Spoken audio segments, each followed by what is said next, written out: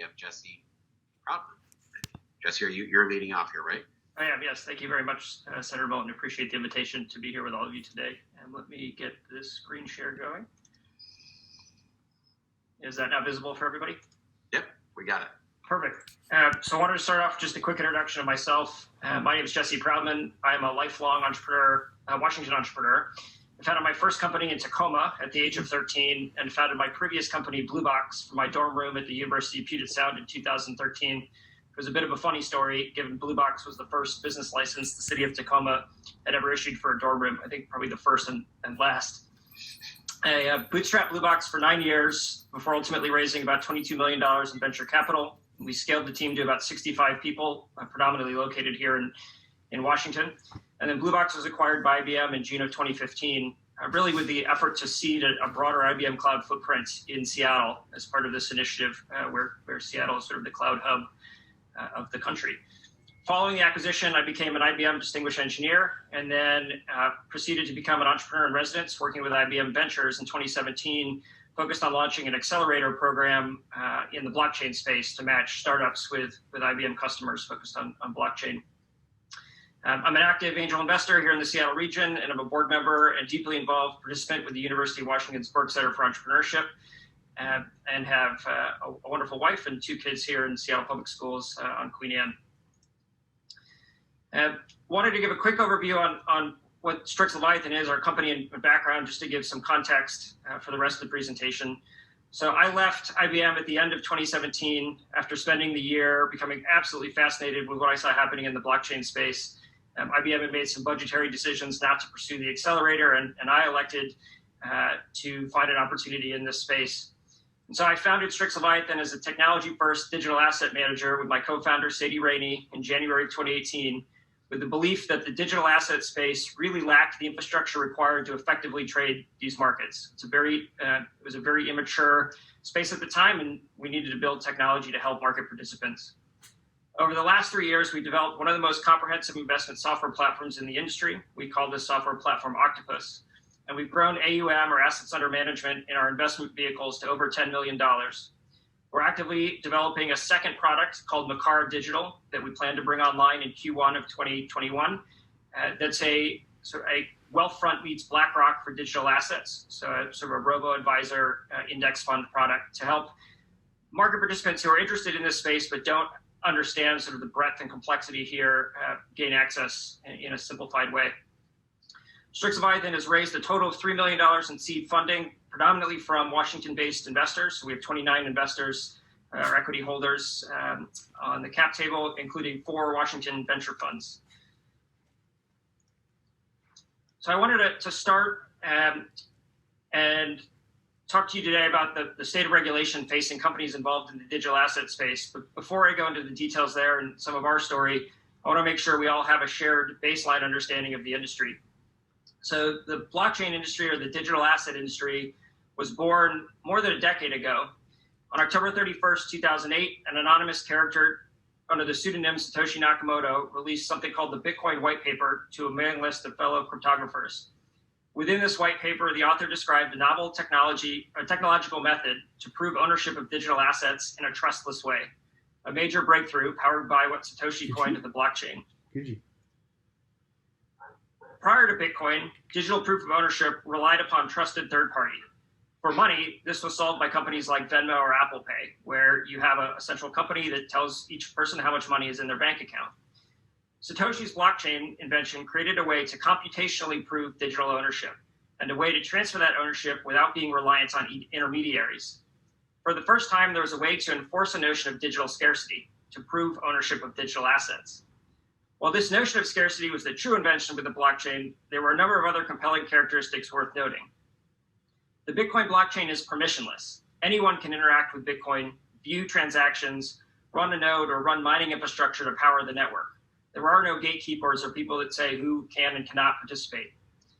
The Bitcoin blockchain is decentralized. It does not rely on a single server or governing party or company. It's powered by thousands or hundreds of thousands of participants around the globe. This also means that the protocol and the technology that powers Bitcoin can't be changed by a single person. The Bitcoin blockchain is uncensorable. Because there's no centralized arbiter, there's no way to block or reverse transactions that occur on the blockchain. And finally, the Bitcoin blockchain is global. Anyone in the world with internet connectivity can access and participate within the network. While Bitcoin was the first blockchain, innovation certainly hasn't ceased over the last decade. The industry has seen the rise of a diverse set of technologies focused on all kinds of use cases beyond Bitcoin's initial. From platform tokens that are focused on providing distributed computing platforms to the next generation of applications. So think about sort of Amazon's cloud, but run in a distributed way, to security tokens, providing a way to provide fractional tokenized ownership of assets like art or property, to governance tokens, providing holders the ability to vote on changes to operational parameters of a specific network or organization. This technology has really unlocked a world of possibility, and the sky really is the... Oh, pardon me, 1 second. Oh, all right, we're back. Can you see the screen still? That's good, yeah. Perfect. So over the history of this asset class, most of the interest has been fueled by retail investors because institutional investors have struggled to participate as a function of regulatory question considerations. Notably, and this is one of the more exciting things about this asset class to me, this is one of the first times that everyday people have had access to participate in an investable asset class before the mighty institutions. Oftentimes, it's the venture capitalists that are able to invest in startups before everybody else, and this sort of changed that entire dynamic. Everything changed, though, in 2020. We have regulated futures and options products from the CME, exchange-traded products from companies like Grayscale, and qualified custodians like Fidelity have opened up this asset class to the world's largest allocators.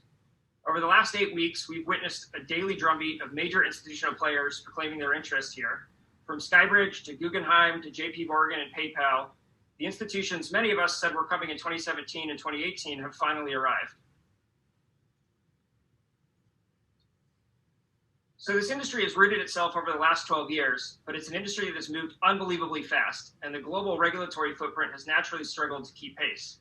I wanted to spend a few minutes highlighting the challenges that startups like ours have experienced nationally and in Washington state. So I want to start first with compliance costs. For any startup, runway, or the amount of cash we have to fund operations until we reach a point of profitability, is a paramount concern. We raise capital at the beginning of the company, and we use that to bootstrap until we become profitable. So we focus an unbelievable amount of energy on preserving that runway while making investments in people and product. I wanted to highlight our experience at Strix Leviathan because I think it tells an interesting story. Strix was founded here in 2018 in Washington state. At the same time, other funds we've subsequently become friends with were founded around the country and in other global jurisdictions, often in the Caymans or the BVIs. If we had started Strix Leviathan as a venture capital fund to make investments in a liquid private securities opposed to a fund trading liquid digital assets, registration and foundation of the organization would have been a straightforward process. We would have spent likely $40,000 to $50,000 on legal expenses and been up and running fairly quickly without much struggle. But naturally, I chose the hard path, and we chose an emerging asset class, one with an opaque and emerging regulatory landscape.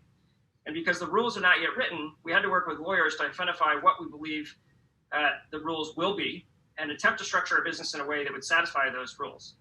And sometimes those attempts proved to be incorrect, and we had to redo significant amounts of work. So over the last 3 years, we've spent $500,000 just in legal and compliance costs to set up and operate our business the right way. And this is for a company that's raised in total $3 million in seed capital. Circling back to the other funds that exist around the globe, we've been disappointed to discover it has cost us 3 to 4 times more in legal and compliance costs to obtain similar outcomes as those vehicles. These costs have had an unfortunate effect of impacting how we can invest in our team and headcount in the state. Over the last 3 years, we've been forced to reduce our headcount and delay hiring roles while we pushed forwards towards profitability, first making aggressive investments in our team that would help accelerate that path to profitability. And we're not alone in this. One of our advisors, Bill Shahara, is the founder of digital asset exchange Bittrex, located in Bellevue, Washington. Bittrex was one of the first digital asset exchanges in the United States and one of the largest during the 2017 market cycle. Compliance has been both a consistent focus and a cost center for Bittrex. Today, Bittrex is paying more than $1 million a month on average on legal and compliance cost overhead, working with regulators on a state, federal, and international level. That translates to another 48 heads that Bitrix would be able to hire, but otherwise can't. The reality here is that the corporate lawyers are the biggest benefactor of this regulatory environment. They're profiting at the expense of the hardworking entrepreneurs and at the expense of additional jobs we could be adding to the economy. A second challenge for companies operating in this space is centered around retroactive penalties that can be applied even for companies operating in good faith. Because the space is moving faster than the pace of regulation, companies must make their best effort to comply with unwritten rules. As I just noted, the cost of attempted compliance is incredibly high. But because we all want to do the right thing, we pay it. The challenge is that even when we try to do the right thing, the way the laws are structured, if it turns out the approach we took wasn't the proper approach post facto, we still could be penalized. We experienced this exact issue with Strix in 2019. This creates a major disincentive to even try, and certainly creates a disincentive for companies to move to Washington State. We've seen a number of promising companies actually leave the state, moving all of their employees elsewhere because they're concerned about the nebulous unknown that this creates. At Strix, relocation is something we actively considered and researched this year. We were fortunate to have made significant progress in our dialogue with the DFI on a path to keep us located in Washington, a fact our families are grateful for. SEC Commissioner Hester Pierce laid out the issue succinctly by saying, the analysis of whether a token is offered or sold as a security is not static and does not strictly adhere to the digital asset. The technology and facts in this space evolve rapidly, and regulation naturally has a hard time keeping pace. To combat this reality, we believe there's an opportunity to create a safe harbor provision to provide immunity against fines and penalties for companies who have been operating in good faith. This would create an incentive for companies trying to do the right thing. And safe harbor doesn't have to mean providing immunity to bad actors. It can be very clear when companies are trying to operate within the bounds of the law versus when companies are trying to do everything in their power to skirt the law. We believe a partnership between the DFI and the state legislatures focused on regulatory safe harbor would bring immediate benefit to the state in terms of job creation and the potential to attract new businesses to Washington. The last major challenge I want to touch on is focused on the notion of a clear taxonomy for what is and what is not regulated in Washington. The DFI has regulatory jurisdiction over securities and companies that manage securities on behalf of others. But determining what assets in this industry are classified as securities is a near impossible task for startups. When we launched our business, the legal advice we were given was to walk through every asset we wanted to trade and attempt to apply the Howey test to each. I think I saw the slides that the DFI president, and they'll talk to you more about the Howey test in a moment. This is exactly what we did. And after combing through hundreds of assets, and there's about 6,500 assets in total in this space, and spending weeks of effort at the beginning of our business, we came up with a list of assets we believed we would not be able to touch because they were considered securities. Thus, we traded things that we thought we were legally able to trade, and we put aside the things that we thought we would be not permitted to trade. The challenge is that our interpretations and the interpretations of the DFI were not aligned. The result was friction between our two entities and another pile of legal fees we had to pay to sort out the differences. The issue of taxonomy is a challenge, given there are federal regulators who are also attempting to solve for these issues. In light of this reality, it is natural to understand the state not wanting to preempt federal definitions, so the natural tendency is to wait to create this taxonomy. But this delay creates the exact scenario we just discussed, where companies attempting to do the right thing can be penalized. Beyond taxonomy, another issue that exists for Washington businesses is opaque guidance on how to register their digital asset business to be compliant. As an asset manager, we are working with the DFI to be the first registered investment manager in the state, an RIA, trading these assets, and we feel we're on a good path to complete that early next year. But as the first, much of the onus on defining that path to registration has fallen on us, and we've borne the cost of sort of blazing that trail. For other companies, they may be working to determine if they need money transmission licenses, MTLs, or other registrations in the state to operate. There is not a clearly defined flowchart today that says if your business does X, you must register as Y. So again, it puts the operational onus or burden on the startup and prevents sort of new market participants from having an opportunity to participate in these markets. A taxonomy of assets or a mechanism which a startup could use to generate their own taxonomy would go a long way to solving these issues. Couple that with clear guidance on how organizations can operate in a compliant fashion from a registration perspective, and we would eliminate an incredible burden on these entrepreneurs. To close out this section, I wanted to highlight a few of the common criticisms of this industry, as these are often used as reasons why regulators should not provide clarity. Many people assert that Bitcoin provides a path for money laundering. And the reality is that not many people appreciate that the Bitcoin blockchain, the ledger that powers Bitcoin, is completely public and completely transparent. Bitcoin is not an anonymous network. All transactions are visible and traceable, and an entire industry is cropped up focused on data analytics for anti-money laundering purposes. Chain Analysis is the leading company in this space and has contracts with many federal three-letter agencies doing this exact work. Another common criticism is that much of this industry is full of fraud and scam. While 2017 did indeed see its fair share of lofty ideas with limited execution, 2018 and 2019 price action evicted the majority of these market participants. This was the free markets at work, and digital assets in 2020 are a completely different ballgame. Applications built on these technologies work, user experiences are complete and leaps and bounds better than they were in 2017. And while no industry can stamp out fraud in its entirety, this industry has done an admirable job self-policing and focusing on the builders and innovators instead of the charlatans. The last common concern I wanted to touch on is the notion of hacks and theft. Since Bitcoin and much of this asset class are bearer instruments, whoever holds the private keys, the encryption keys behind these individual blockchains, controls the coins. This can result in easy loss of capital unless proper security measures are taken. And in the early years of this industry, we saw example after example of lackadaisical security practices from exchanges resulting in loss of user funds. But fast forward a decade, and massive effort has been invested in the security and protection of investor assets. Qualified custodians have sprung up whose sole job is asset security, and exchanges operate with some of the most advanced security practices and security teams in the world. While it's easy to look at a new emerging industry and point to all that is wrong, it's important to consider the bigger picture. Why does this matter to Washington State? And how can the state benefit from this emerging asset class? The reality is that this industry is not going away. As Ben Bernanke said, virtual currencies may hold long-term promise, particularly if the innovations promote a faster, more secure, and more efficient payment system. This technology creates all sorts of opportunities for new forms of disintermediation to support new types of business. The functions of the traditional intermediaries, such as confirmations of funds and transaction audits, are not removed from the middlemen, but are inherent in the technologies themselves. This reduces fees for all businesses transacting on the networks. I was excited to participate in this industry because it's the first industry that reminded me of the internet circa 1997. The Bitcoin blockchain works, the networks here work, and a whole new world of applications are being built on top, much like the internet worked in 97 and the applications that we know today were still being determined. Blockchain is to the future of finance as the internet was to the future of commerce. Paul Proudman, winner of Nobel Prize in Economics, wrote in 98, "The growth of the internet will slow drastically as the flaw in Metcalfe's law, which states that the number of potential connections in a network is proportional to the square of the number of participants, becomes apparent. Most people have nothing to say to each other. By 2005 or so, it will become clear that the internet's impact on the economy has been no greater than the fax machine." In the late 90s, the world didn't fully comprehend the impact the internet would have on anything and everything we do in life.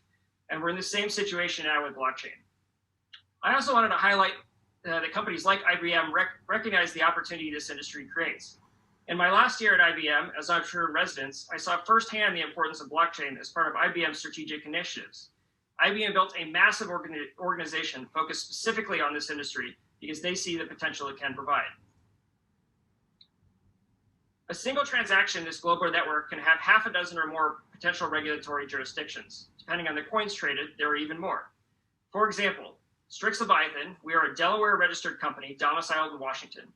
We trade with other companies registered in Singapore but domiciled in Hong Kong, and we work with custodians registered in South Dakota but domiciled in California. This is a complex regulatory web. Given time constraints, I won't dive into further nuances here, but encourage further research on my part and the FAFT travel rule. Further, it's worth noting that other states have taken various initiatives to establish themselves in this industry. Specifically, I want to call out Wyoming, who has enacted a number of blockchain-specific laws and has seen a significant increase in companies moving to the state as a function of the regulatory clarity they're providing. For the past 2 years, we've been working with the DFI to become the first RIA in the state, focused solely on digital assets. Their willingness to engage in open dialogue has been extremely important to our commitment to stay in the state. I also appreciate that what we're asking for is not a simple task. I understand this is a journey, and I'm delighted to have the opportunity to be here with you today and to continue to engage to work towards solutions for this industry. The United States risks being left behind. The US led the internet revolution because we fostered the technological innovation that propagated around the world. For blockchain, the US started off strong, but the regulatory challenges we've discussed today have created a situation where foreign jurisdictions become very attractive. China has been the biggest beneficiary of this trend. Both Bill Shahar from Bittrex and I believe permitting China to dominate this industry would have catastrophic consequences to both national security and to our technological dominance worldwide. Investors are ready for the space and they're interested, but they're scared. According to Fidelity Digital Asset Report, the majority of investors have a positive perception of the space and believe these assets belong in an investor's portfolio, but 40% of investors have concerns about the regulatory environment. We have an opportunity to fix this. COVID has obviously changed everything for all of us this year. It's widely accepted that the work environment tomorrow will look nothing like the work environment we knew from last year. Companies are fundamentally making a shift to remote work, empowering employees to choose where they want to live. Technologies like SpaceX's Starlink will open up remote work into geographies previously inaccessible. Washington is uniquely positioned to benefit from this. We have a friendly tax jurisdiction in a beautiful, desirable state. We are rich in both entrepreneurs and engineering talent from some of the best companies in the world, and we have some of the best research universities in the nation. Blockchain companies are searching for jurisdictions exactly like what we can provide. Let's make them want to move here. In closing, thank you for your time today. I'm incredibly motivated to find a way to establish the state as a leader in this industry nationally and internationally, and I want to volunteer my time to the committee and to the state to act as a resource as we continue to work towards figuring out how to achieve these objectives. Thanks, Jesse. So Wyoming, you mentioned as the example, did they actually pass laws through the legislature, or was it something that was done through their equivalent of DFI in a regulatory way? Or how did Wyoming, what did they do exactly? Do you know? Yeah, my understanding is that they've passed around 9 different laws to clarify the regulatory status of these assets, and specifically laws around some of the banking rules. So some of the issue nationally is that there is not regulatory clarity on how these assets can be banked. And particularly this impacts us under this notion of a qualified custodian and who can be a qualified custodian. So Wyoming has tried to provide clarity on who can register as a bank and how that bank can act as a qualified custodian for the asset class. And that's caused one startup bank and an existing operating company to relocate to Wyoming to obtain banking charters. Okay.